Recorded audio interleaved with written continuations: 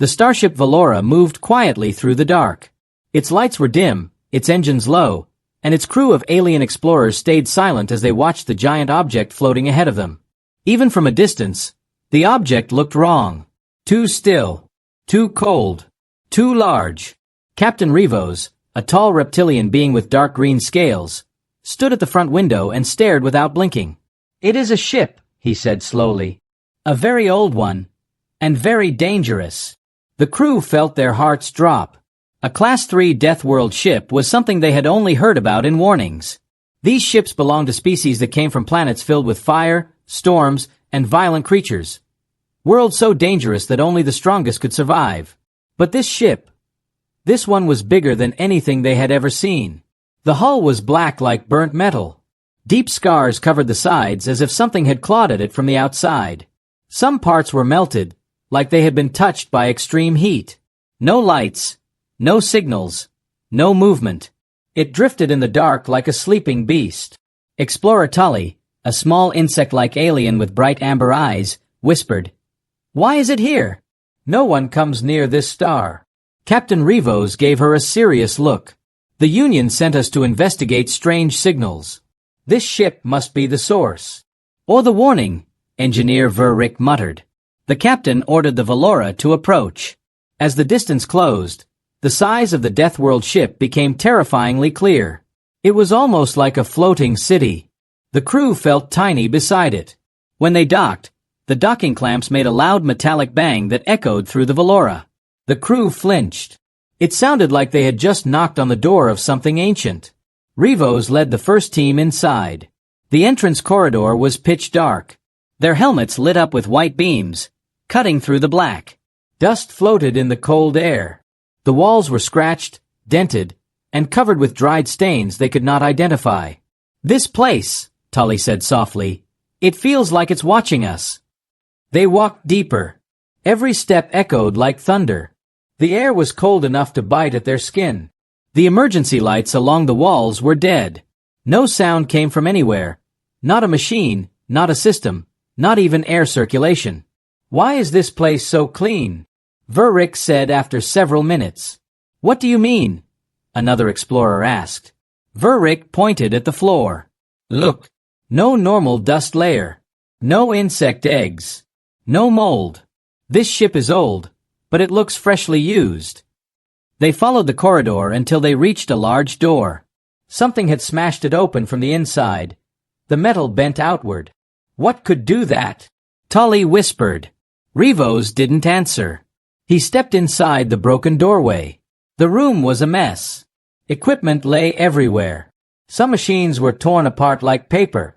On the far wall, long claw marks ran from the floor to the ceiling. Verrick knelt to inspect the marks. "These are not from any Union species," he said. "Too deep. And too strong." Tully shivered. "Maybe the crew mutated. Maybe something infected them. Or maybe something else was here," Rivos said.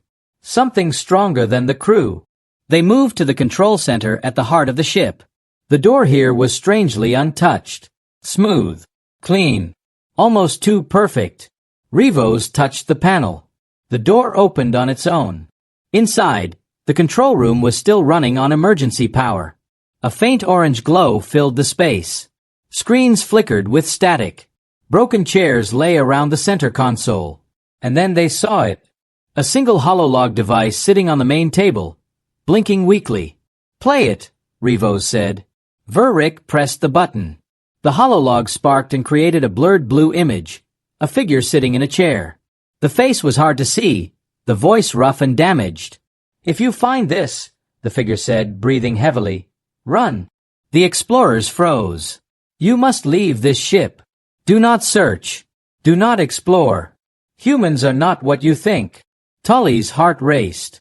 "Humans? What are humans?" The log continued, the voice shaking. "They are not weak. They are not peaceful. They are not like the stories you were told. If they built a ship like this, it means they were preparing for something." Behind the speaker, a shadow moved. A tall, heavy shape. The speaker turned, eyes wide with fear. "They're still." The log cut out suddenly. The room returned to orange silence. Tully stepped back, trembling. Humans were the crew here? But humans are myths. Old ghost tales from explorers. They can't be real. Rivos stared at the dead screen. Myths or not, something happened here. Something powerful. Before anyone could speak again, the lights in the control room flickered. A soft hum rose from the floor, spreading through the walls. The ship was waking up. One by one, doors across the corridor slammed shut behind them. Emergency lights turned red. Warning symbols flashed on the screens. A deep metallic sound echoed from somewhere far inside the ship. Slow, heavy footsteps. Rivos drew his weapon. Everyone stay close.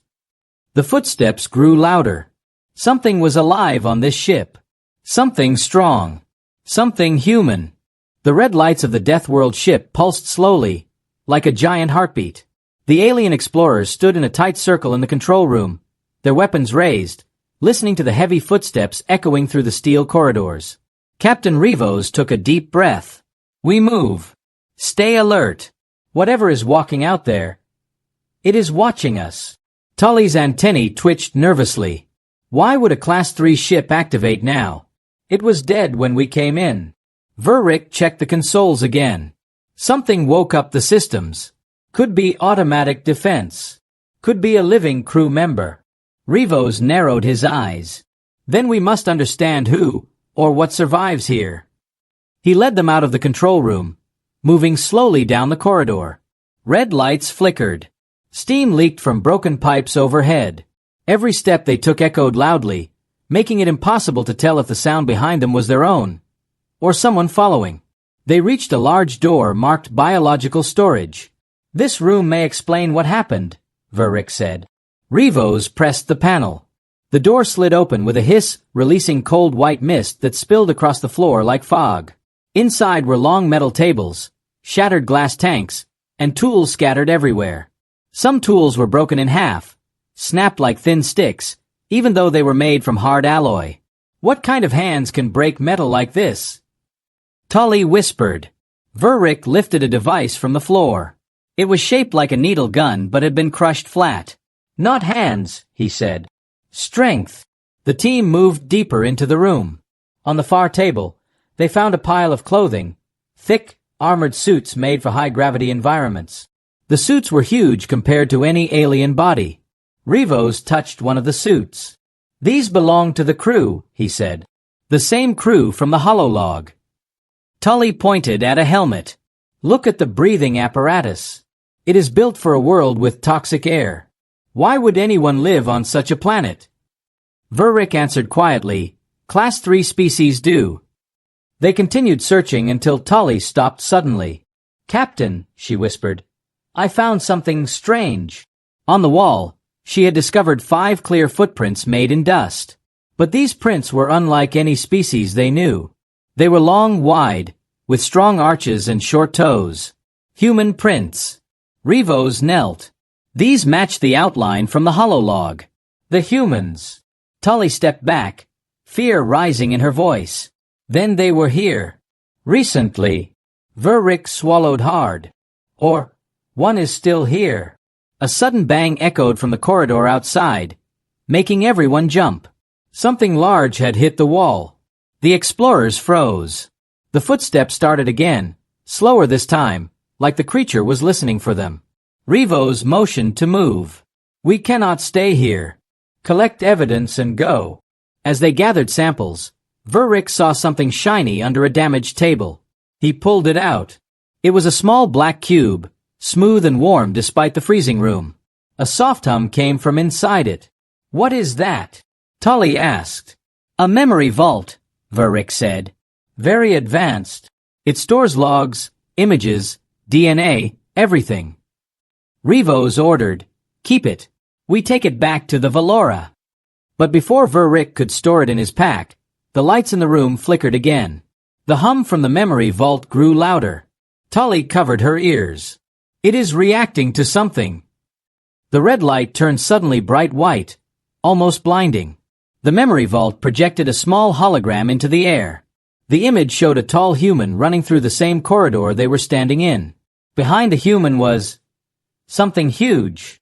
A creature made from twisted flesh and metal, its limbs long and sharp, its body misshapen like melted bone. The human turned the camera toward himself, face covered with dirt and blood.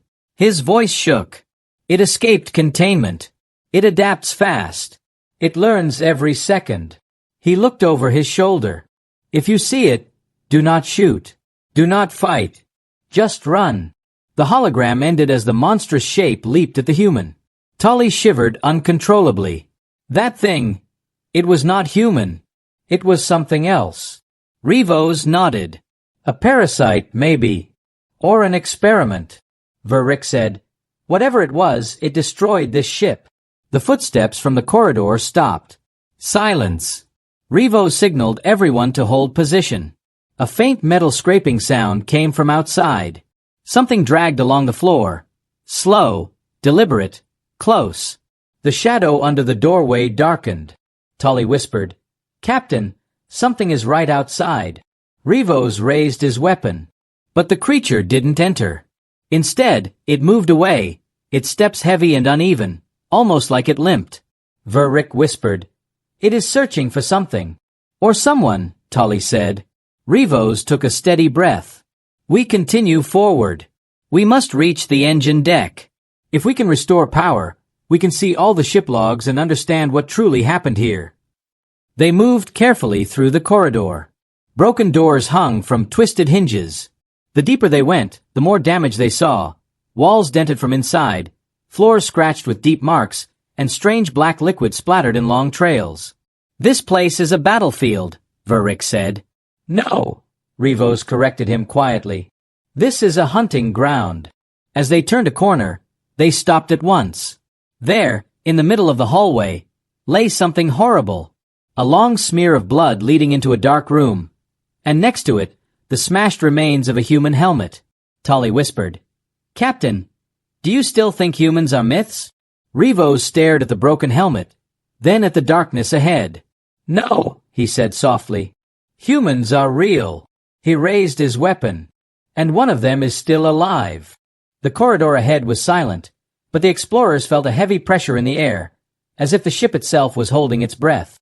Captain Rivos signaled his team to move carefully around the blood trail and broken helmet lying on the floor.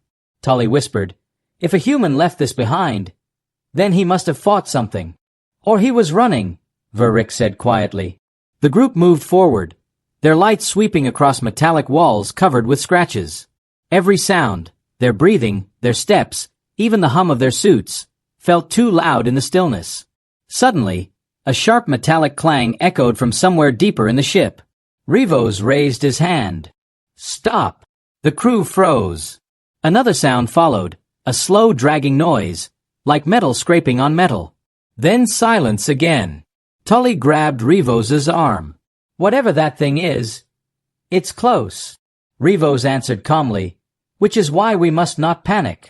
They continued walking until the corridor opened into a large chamber marked Cryopod Bay. Rivos stepped inside first. "Stay behind me." The cryo bay was dim, lit only by weak blue lights from the floor. Dozens of large pods stood in rows, most of them broken, smashed, or empty. Frost covered the glass on several pods, and mist leaked from cracked pipes. Verrick checked the nearest pod. Empty. But look at the inside. Claw marks. Tully moved to another pod. "This one is damaged from the outside, like something tried to break in." Rivos examined the central pod, a big one, larger than the others. Its glass was intact. Its display still worked. The screen showed one word. "Active." Tully's voice shook. "Someone is inside." Rivos wiped the frost with his glove and leaned close. Inside the pod, a figure slept in deep freeze, tall, broad-shouldered, wrapped in a dark suit with thick armor. His face was partly visible under a cracked breathing mask. It was a human. A real one. Verrick stepped back. This cannot be true. Humans are old stories. Ancient travelers. We thought they died out.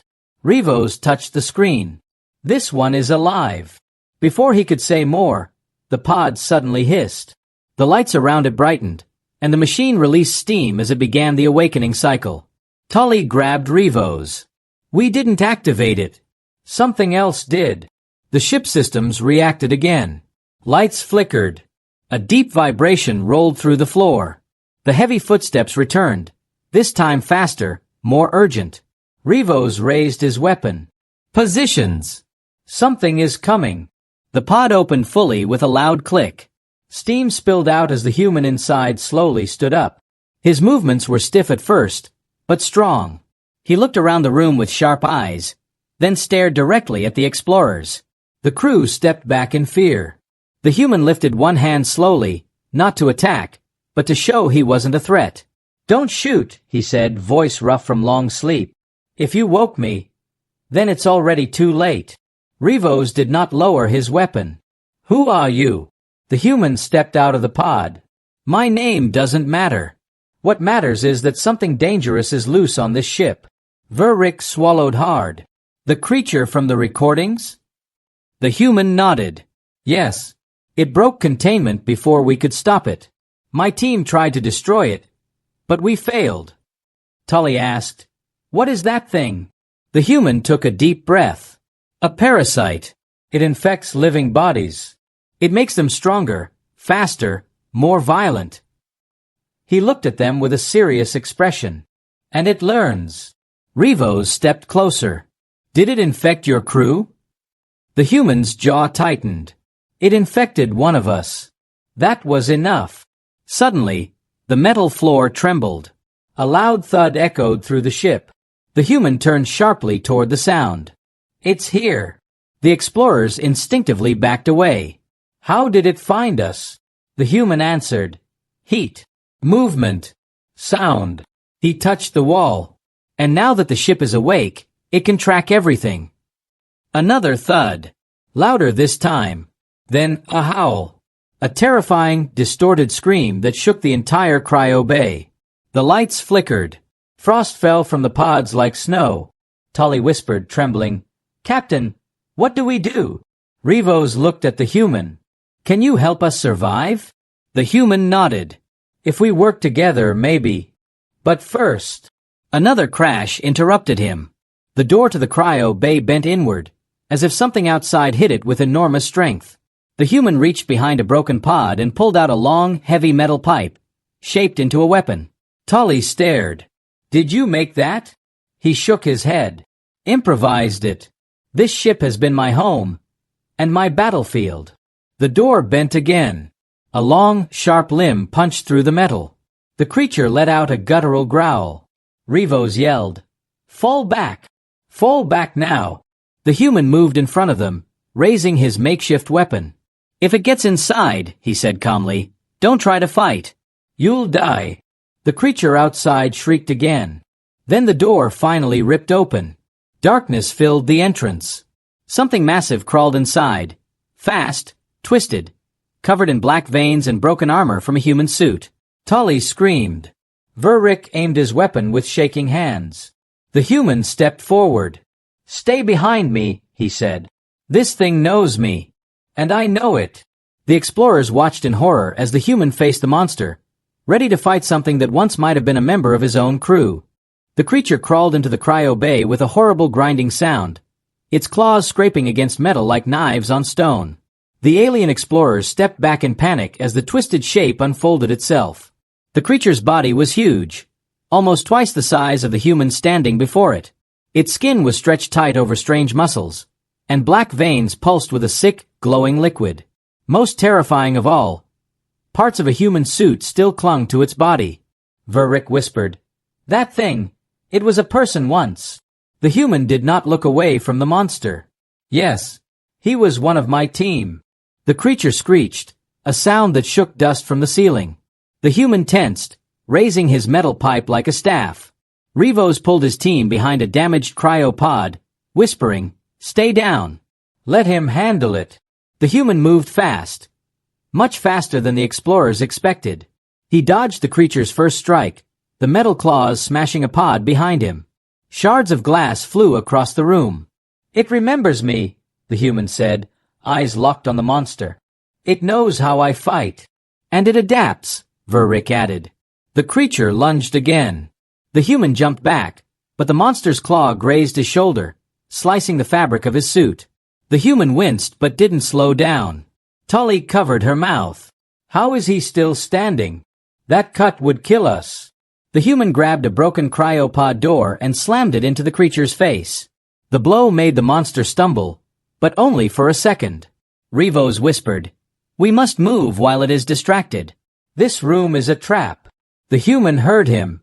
Without turning, he shouted, "Go to the hallway on the right. I'll meet you there. But you'll be trapped." Tully yelled.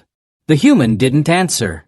Instead, he charged at the monster again, striking its leg to slow it down. The creature roared and smashed the floor where he had stood a heartbeat earlier. Rivos signaled his team. "Move!" The aliens slipped out of the cryo bay, running into the corridor. Behind them, they heard another loud crash and the sound of metal twisting violently. They only stopped when they reached a small maintenance room. Verrick sealed the door behind them. Tully's voice shook. "He's fighting that thing alone, and we just left him." Rivos placed a hand on her shoulder. "He told us to move. We must trust him." Verrick checked his scanner. The creature's heat signature is still in the cryo bay, but the human's is moving toward us. Rivos exhaled. "Good. He's alive." A moment later, heavy footsteps approached. The maintenance door slid open, and the human stepped inside, breathing hard. His suit was torn, and he had a long scratch across his arm, but he stood tall. Tully rushed forward. "You're hurt." "It's nothing," he said. "I've had worse." Rivos studied him carefully. "You said the parasite infected one of your team. How did this happen?" The human sat on the floor, leaning against the wall. For a moment, his strong expression softened. "We were explorers, like you," he said. "Our mission was to test ourselves on harsh worlds. Study survival. Learn new conditions." Verrick frowned. "Your species is from a Class-III Deathworld?" "Yes," the human replied. "Earth is a dangerous planet. We grew strong because we had to. Everything on our world tries to kill you. The storms, the land, the animals, even the diseases." Tully shivered. "Your home sounds terrifying." The human shrugged. "To us, it was normal." Rivos asked, "And this parasite? Where did it come from?" The human's voice grew darker. "Not from Earth. We found it on a dead moon. A small organism at first. We thought it was harmless." He paused. "We were wrong." Verrick listened carefully. "It infects living bodies?" "Yes. It takes what the host already has and enhances it." He looked at them with tired eyes. "Humans are already strong. So the parasite made our infected crew member even stronger." Tully whispered, "Why didn't you destroy it?" "We tried," the human said. "But it learns. Every fight makes it smarter. We thought freezing it would stop the spread, but it broke out before we could lock the ship." Rivos folded his arms. "And the rest of your team?" The human lowered his head. "Dead. All of them. I froze myself to keep the creature from finishing me. I knew one day someone would dock with this ship. I had to be alive to warn them." Silence filled the room for several seconds. Finally, Verrick asked, "So now what?" "We cannot fight that thing. None of us can." The human nodded. "You're right. But there's one chance." He pointed toward the map on the wall. "The engine core. We can overload it. Destroy the ship and anything on it." Tully gasped. "That will kill all of us." "Not if we escape in time," the human replied. "But we must move soon. The parasite grows stronger every minute." Suddenly, a loud bang shook the maintenance room. The walls trembled. Rivos drew his weapon. "It found us again." The human stood up, gripping his metal pipe. "Then we run. Now." The explorers exchanged quick, frightened looks, then followed him into the hallway. As they ran through the shadow-filled corridors, Tully whispered to Rivos, "Captain, humans are not what we thought." Rivos nodded. "No, they are far more dangerous." Ahead of them, the human turned back and spoke in a low, steady voice. "If we want to survive this, you must trust me. Because I know this ship, and I know that creature. Then he added something that made every alien freeze for a moment. And if this parasite gets off this ship, your galaxy will never be the same. The group moved quickly through the dark corridor. Every metal plate under their feet rang with a hollow echo. The ship groaned like a tired beast, and the red emergency lights flickered dangerously. Rivos whispered to the human, "How far to the engine core?" "2 decks down," the human answered. "We take the lift shaft. It's faster." Tully looked around nervously. "What if the creature reaches it before us?" "It won't," the human said. "It wants me first." Verrick swallowed hard. "Why you?" "Because it remembers," the human replied. "It carries part of the host's mind. It knows my voice, my smell, my fighting style. It hunts what it fears." The idea made Tully tremble. If that monster feared this human, what kind of strength did a normal human possess? As they reached the lift shaft, the metal doors were bent open as if pulled apart by enormous force. A long scrape mark, dark and wet, dragged down the inside of the shaft. Rivos shined his light downward. The shaft was deep and silent. The human stepped forward. "We climb down this way. Stay close." He grabbed the side ladder and slid down with practiced ease. The aliens followed, their movements slower and more careful. Halfway down, a loud echo rose from above them. Tully froze. "Captain, something is above us." Rivos looked up. A shadow moved across the opening at the top of the shaft. Something large leaned over, its long claws gripping the broken doorway. It was the creature. It hissed, a sound full of hate and hunger. "Move!" the human shouted from below. The explorers climbed down as fast as they could. The creature howled and began crawling down the shaft wall. Fast, its claws digging deep into the metal. Tully cried out, "It's coming after us!" "Don't look back!" the human yelled. They reached the bottom level and ran out of the shaft. Rivos slammed the emergency door, locking it with a huge metal bar. A second later, claws stabbed through the door. Tully screamed and stumbled back. "It's breaking through." "Not yet," the human said calmly. "The metal here is stronger. We have time." The explorers followed him through a narrow corridor filled with old machinery and wires. Sparks popped from broken panels, and steam shot from cracked pipes. Verrick asked, "Where are we now?" "Medical deck," the human answered. "This is where the parasite infected my team." Rivos turned to him sharply. "Show us. We need to understand what it can do." The human nodded and led them to a large door marked Medical Lab 03. Inside, the room was a nightmare. Tables flipped over. Glass shattered everywhere.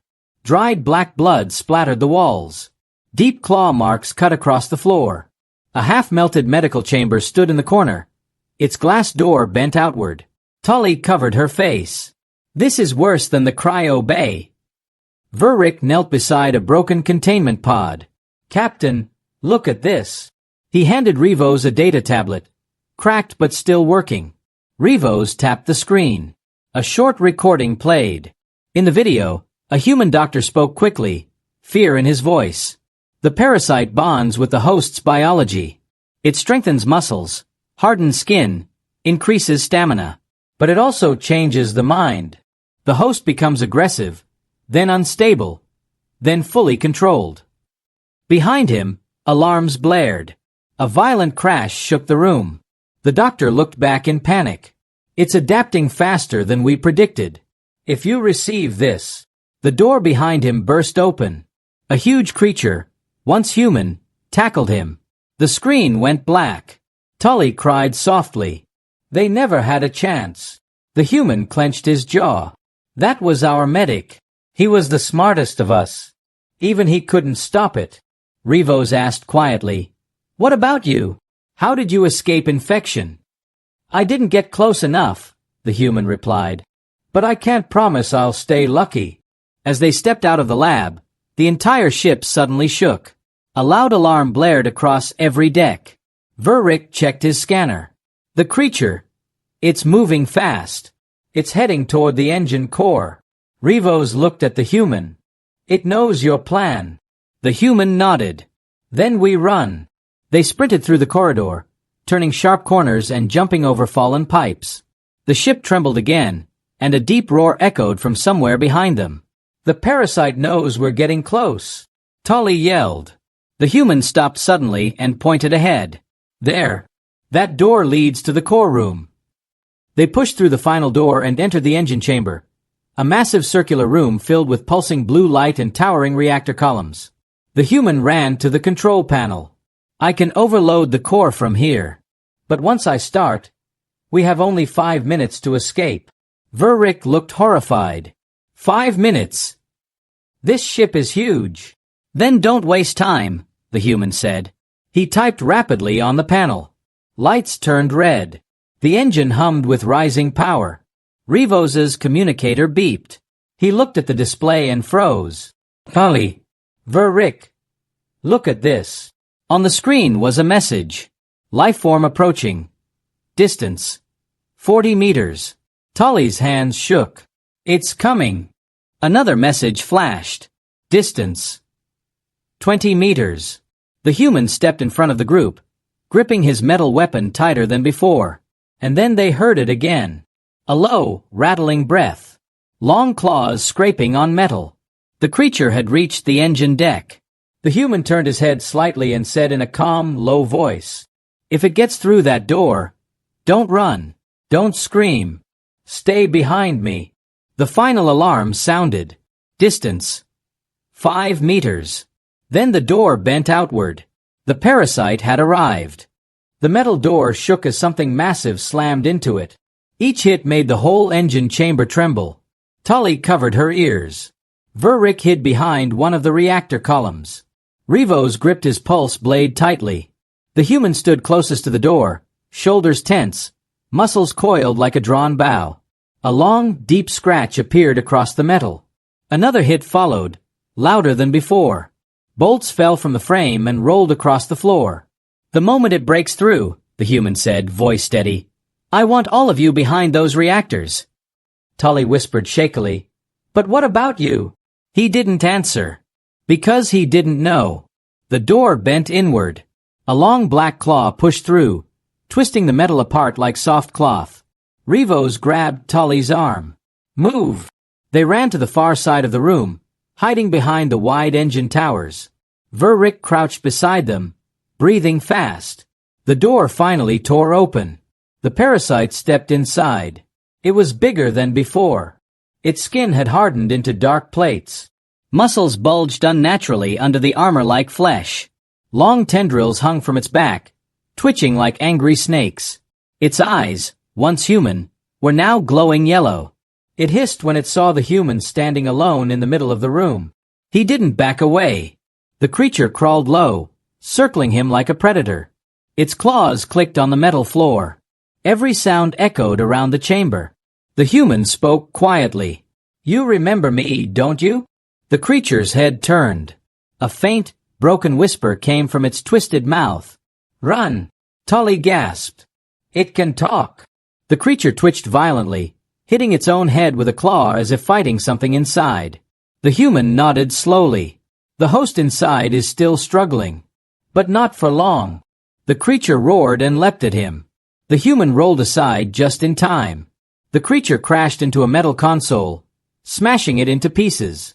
Sparks flew everywhere. The human swung his metal weapon, smashing it against the creature's arm. The blow echoed like a hammer hitting stone. The creature screeched and slashed. The human ducked under the attack and jabbed the creature's side. The hit made it stumble, but only for a moment. Tully clutched Rivos. "Captain, he can't fight that thing alone." Rivos shook his head. "If we go out there, we'll die in seconds." The creature charged again. The human kicked off a reactor pipe, flipping himself over the beast's back and landing behind it. He grabbed a hanging cable and swung it like a whip, sending a burst of electricity across the creature's back. It screamed, loud enough to shake dust from the ceiling. The human shouted, "Now! Move toward the auxiliary hatch." Rivos pushed Tully and Verrick. "Go!" They crawled low behind the engine columns, staying out of sight. Sparks, shouts, and screeches echoed around them. The creature spun, eyes burning, and slammed its tail down toward the human. The metal floor cracked. The human jumped aside, but not fast enough. A sharp claw grazed his arm, leaving a deep cut. He hissed in pain but held his ground. The creature lunged again. This time the human grabbed the broken console panel, held it like a shield, and let the monster ram into it. The panel bent, but it slowed the creature enough for him to roll aside and strike the monster's leg. The creature staggered. The human yelled toward the others. "Go to the ladder! Keep moving! I'll follow when I can!" Rivos yelled back. "You can't hold it off forever!" "I don't need forever," the human replied. "Just enough." The creature screeched again and threw a heavy metal piece at the human. He dodged, but the debris smashed into a reactor tower near Rivos. Tully screamed as sparks rained down on them. "Keep going," Rivos ordered, pulling her forward. The creature turned its glowing eyes toward the noise. It hissed and sprinted after them. "No!" the human shouted, running after the creature. He grabbed a loose pipe from the floor and swung with all his strength. The pipe cracked against the back of the creature's head. The beast stumbled and fell to one knee. The human shouted to the group, "Climb the ladder! Now!" They reached the emergency ladder on the far side of the chamber. The hatch above led to the escape deck. Verrick climbed first, then Tully, then Rivos. Down below, the creature rose again, slower but angrier. The human's chest rose and fell quickly. Sweat mixed with blood on his arm. He was reaching his limit. He looked at the creature, then at the ladder, then at the engine core glowing brighter behind them all. There wasn't much time left before the overload. The creature roared and charged at him again. The human didn't move. Instead, he looked up at Rivos and shouted, "When you reach the hatch, seal it. Don't wait for me." Tully screamed down, "No, you're coming with us." But the human didn't respond, because the creature was already upon him. The two collided with a deafening crash, rolling across the floor in a violent struggle. Rivos forced Tully upward. "Climb. That's an order." As the hatch began to close, Tully looked down one last time. She saw the human pinned under the creature, still fighting with everything he had. The hatch sealed shut with a loud metallic thud, and the engine room fell silent. The escape deck shook violently as the ship's alarm screamed. Red lights flashed everywhere. Tully, Verrick, and Captain Rivos stumbled forward, trying to reach the shuttle dock. Behind them, the heavy hatch leading to the engine room stayed sealed and silent. Too silent. Tully turned back, tears in her eyes. "He's still in there. We left him behind." Rivos grabbed her shoulders. "We had no choice. He gave us time. Now we must survive, or everything he did means nothing." Verrick pointed down the corridor. "Captain, look." The hallway lights flickered again. The ship groaned, metal twisting under pressure. Smoke drifted from the walls. Something exploded below them, shaking the entire deck. Rivos shouted, "Move! The overload has started!" They ran toward the shuttle bay as another explosion rocked the ship. Ceiling panels crashed to the floor behind them, sparks flying across the corridor. Tully covered her ears and whispered, "Please, please let him be alive." Verrick tapped a control panel as they reached the bay doors. "They're jammed." Rivos slammed his fist into the panel. "Override it." Verrick tried again, fingers shaking. A loud click echoed. The doors finally slid open. Their small shuttle waited inside, lights dimmed from the ship's failing systems. The floor vibrated as the internal reactors heated up. Tully stepped inside first, but stopped frozen. Her eyes widened. A message indicator blinked on the shuttle's hollow screen. Rivos frowned. "How is that possible? We didn't activate anything." Verrick whispered, "Captain, someone sent us a file." The message timestamp was from 1 minute ago. Tully gasped. "It's him. It has to be him." Rivos took a deep breath. "Open it." Verrick pressed the command. The shuttle's hollow screen flickered. Then a video appeared. The human's face showed up, bruised, tired, covered in dust and blood. Behind him, the engine room burned with bright white light. The creature's roars echoed in the background. He looked straight into the camera.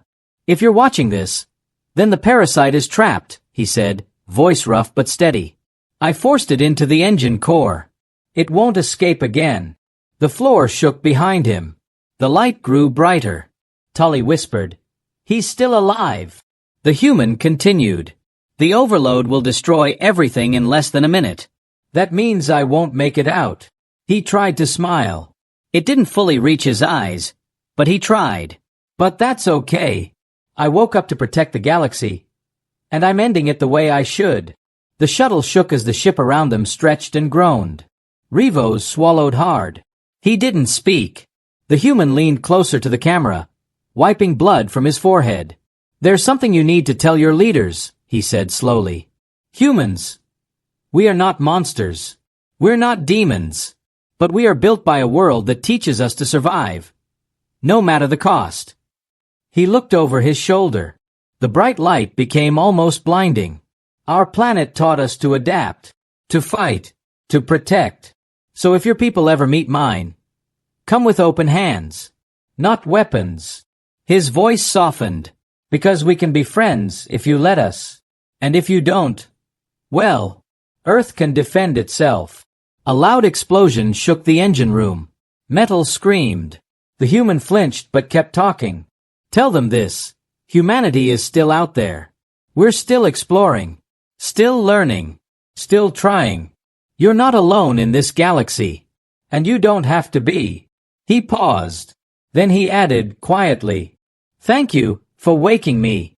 The screen crackled. Bright white light filled the camera. Then the video ended. Silence filled the shuttle. Tully covered her mouth as tears streamed down her face. Verrick looked away, blinking fast. Even Captain Rivos bowed his head. But they had no time to mourn. A voice warning echoed through the deck speakers. "Core overload in 10 seconds. Rivos shouted, "Strap in! Go, go, go!" They rushed into the seats. Verrick hit the launch command. The shuttle engines roared to life. 5 seconds. Tully whispered, "Goodbye." Rivos whispered back, "He saved us all." 3. The shuttle shot out of the bay. 2. They broke free from the ship's hull. 1. A blinding explosion erupted behind them. The Deathworld ship split apart in a huge sphere of white-blue fire. Metal fragments launched in every direction. The shockwaves slammed into their shuttle, shaking it violently but not destroying it. When the light faded, nothing was left of the giant ship. Only quiet space. Only silence. Tully looked through the glass, eyes still wet. He deserved more than this. Rivos nodded. He will get more. Because the galaxy will hear his story. Verrick added softly, and they will fear humans or respect them. Rivos looked at the stars ahead. "No," he said slowly. "They will choose. And whatever they choose, humanity will be ready." The shuttle turned toward their home world. Behind them, the last spark of the destroyed Deathworld ship faded into darkness. But the final message remained, recorded, decoded, and soon to be shared with every leader in the galaxy. Humans are alive. Humans are powerful. And humans will return.